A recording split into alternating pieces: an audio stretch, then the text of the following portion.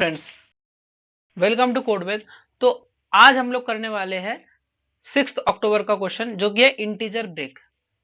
ठीक है, क्वेश्चन में क्या कहा गया कि एक इंटीजर दिया हुआ है, उसको तुम इस तरीके से ब्रेक करो कि ब्रेक करने के बाद जिन इंटीजर्स में ब्रेक किया है उन सब का अगर मल्टीप्लाई करो तो वो मैक्सिमम होना चाहिए। फॉर एग्जाम्पल अगर 10 है तो 10 को तुम इस तरीके से इंटीजर्स में तोड़ो। देखो, पहला है 3, दूसरा 3, तीसरा है 4। तो 3 3 अगर और 4 में अगर तोड़ा, ठीक है, तो उसका आंसर कितना आएगा 36। ठीक, क्यों? क्योंकि तुमने 10 इक्वल्स टू 3 + 3 + 4 10 हो गया। अब अगर इन नंबर्स को आपस में मल्टीप्लाई करो तो कितना आता है 36। तो 36 आंसर है।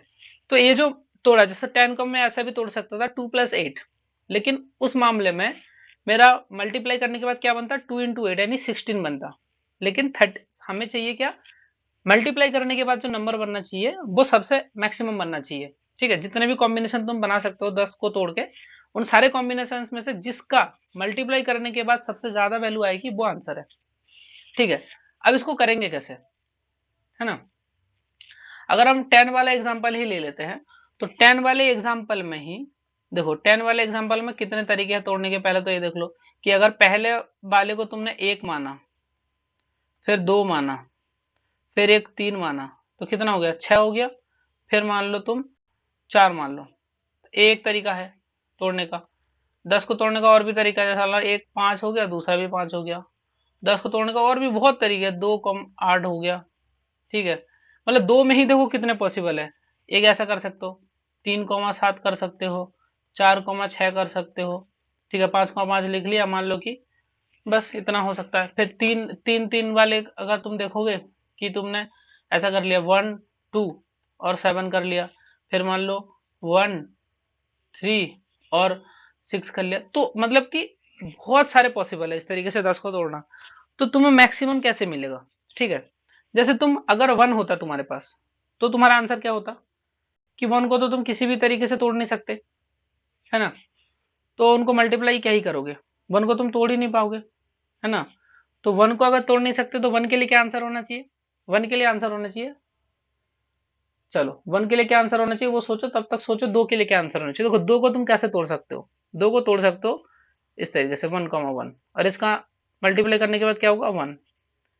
3 को कैसे तोड़ सकते हो, 3 को या तो ऐसे तोड़ सकते हो 1, 1, 1 या 1, 2, और कोई तरीका नहीं है। 2, 1, 1, 2 बराबर होगा, तो इसका आंसर क्या हो सकता है, ज्यादा से ज्यादा 2 × 1 2 हो सकता है। ठीक, और 1 का आंसर भी 1 को तुम तोड़ना चाहोगे, 1 को तुम तोड़ना चाहोगे तो ऐसे तोड़ोगे 0, 1, मतलब कि इसका आंसर 0 ही होगा 1 के लिए। ठीक, 1 को तुम नहीं तोड़ पाओगे, इसलिए सोचो कि इसका 0 आंसर है।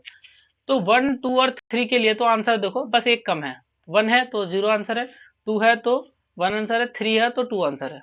4 की बात सोचो, 4 अगर होगा तो 4 को कैसे कैसे तोड़ सकते हो। सबसे पहले तो अगर 4 एलिमेंट बनाना हो ऐसे बन सकता है। फिर 3 एलिमेंट वाले सोचते हैं, 3 एलिमेंट बनाना हो तो एक 1 लिख लो, दूसरा भी 1 लिख लो और 2 हो जाएगा। फिर 1, 2, 1, तो वो यही कॉम्बिनेशन है तो इसको लिखने की जरूरत नहीं है। अच्छा, और क्या लिख सकते हैं, 3 अगर बनाना हो तो और कोई तरीका नहीं है। अच्छा, 2 बनाना हो तो 2, 2 लिख सकते हैं। तो इसका मैक्सिमम आंसर क्या आ सकता है, 2 × 2 4 आ सकता है। 5 के लिए भी तुम सोचोगे तो 5 के लिए क्या आंसर आ सकता है, 5 के लिए अगर तुम सोचो तो देखो, एक तो हो जाएगा 2, 3, है ना, ऐसा ही हो सकता है, तो इसका आंसर 6 होगा यहाँ पर। ठीक है, तो देख लो 3 के बाद कोई पैटर्न नहीं मिल रहा है। 4 के लिए 4 था, 5 के लिए 6 हो गया। ठीक है, तो 3 तक एक पैटर्न था कि अगर लेस देन इक्वल्स टू 3 है तो तुम्हारा आंसर क्या होगा n-1। ठीक, लेकिन अगर 3 से बड़ा कोई नंबर है तो वहां पर जो पैटर्न है, देखो अगर तुम गौर करो किसी भी नंबर का आंसर तुम्हें मैक्सिमम चाहिए ना, तो देखो उसको 3 3 में तोड़ने की कोशिश करो कि पहले 3 ले लो, फिर 3 ले लो, उसके बाद क्या करो, फिर एक 3 लो, 3 3 6 हो गया, तो अब 3 नहीं बचा तो अब 4 बचा तो 4 ले लो।